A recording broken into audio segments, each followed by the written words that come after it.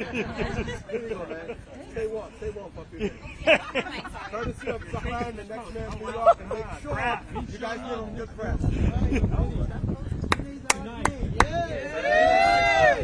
Our sign is here.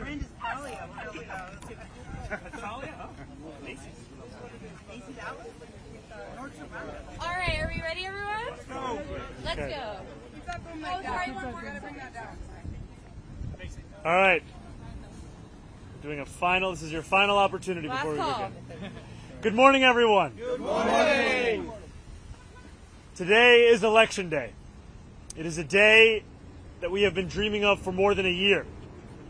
And as much as things have changed over the course of this campaign, in many ways it is the same campaign we launched on October 23rd. A campaign that looks to transform the most expensive city in the United States of America into one that's affordable for each and every person that calls it home. And I'm so thankful to the more than 100,000 volunteers who have brought us to this point, where we are on the brink of making history in our city, on the brink of saying goodbye to a politics of the past, a politics that tells you what it can't do and really what it means to say is what it won't do, and to usher in a new era in this city where we understand that we do not get to choose the scale of the crisis we face.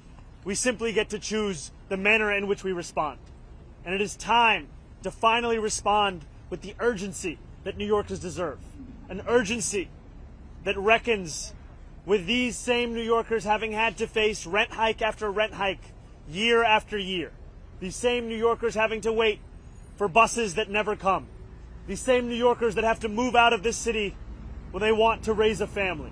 And these same New Yorkers who have grown tired of going on Street Easy to find apartments in Jersey City because that's the only place they could consider affording. It is time now for a new day in our politics. And it is an honor and a privilege to be a part of a movement that has fought every single day to bring that day forward. And today, we have until 9 p.m. to say that our time has come. Thank you very much. All right, we'll take some questions. How important is margin of victory tonight in terms of what you would say is your mandate to get these affordable housing, free buses, and all the other initiatives? I believe that victory is a mandate in and of itself. All right, yeah, go ahead, Zach. Mr. Mamdani, why did you choose to vote in person today instead of voting early? You know, I wanted to make sure that I took every opportunity to speak to New Yorkers across the 5 boroughs throughout the duration of early voting, and it was a joy to vote alongside my wife this morning. Yeah, all right, we'll go here. On ballot question number 4, Yes.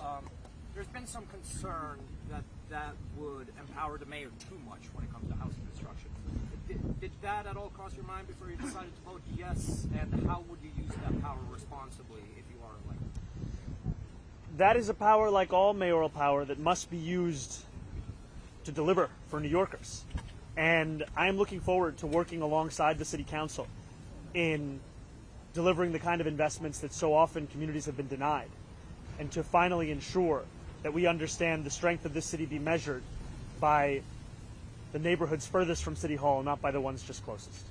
Zohran, do you think that Sorry, we'll go right here, right here. Are you concerned at all about any voter intimidation? There were some issues in New Jersey this morning, North Jersey, of bomb threats with voting locations, not here, but your level of concern that could play out here somehow?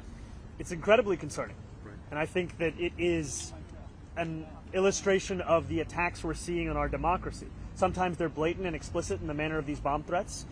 And we also have to know that here in New York City, I saw a young woman sharing a story of her mother who had voted for our campaign and was then harassed by another man at that poll site for doing so.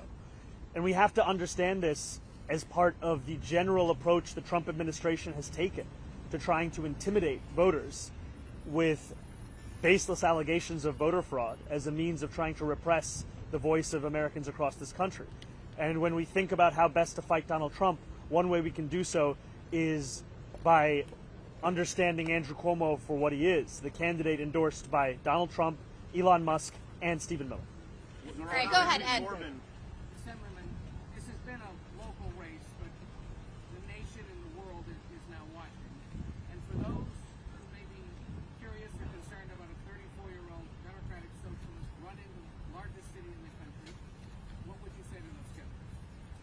I get older every day.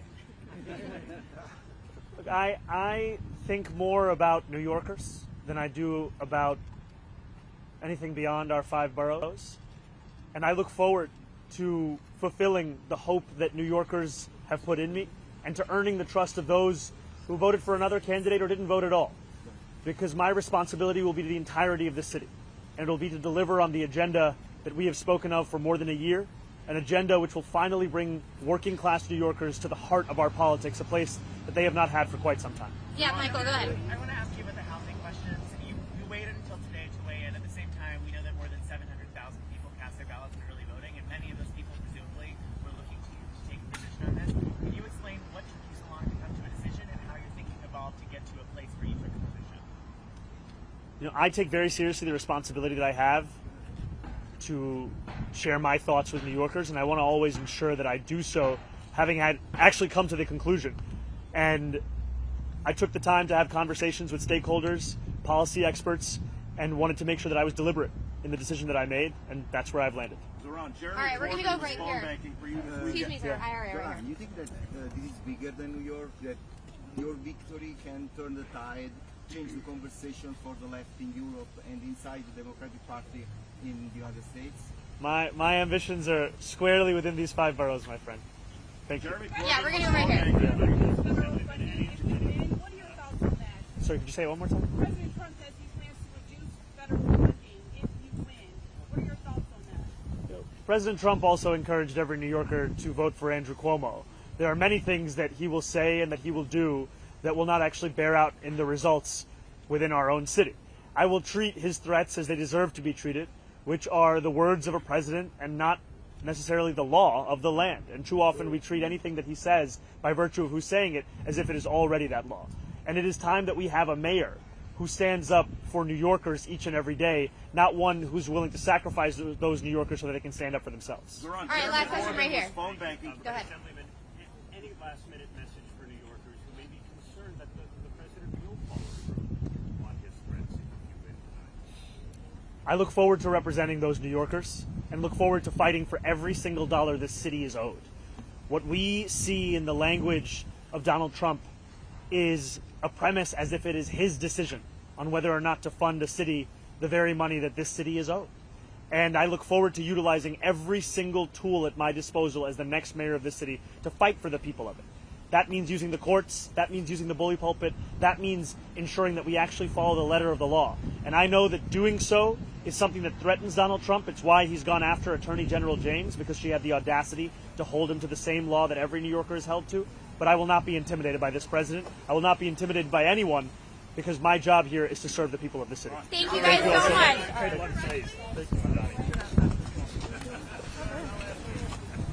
All right.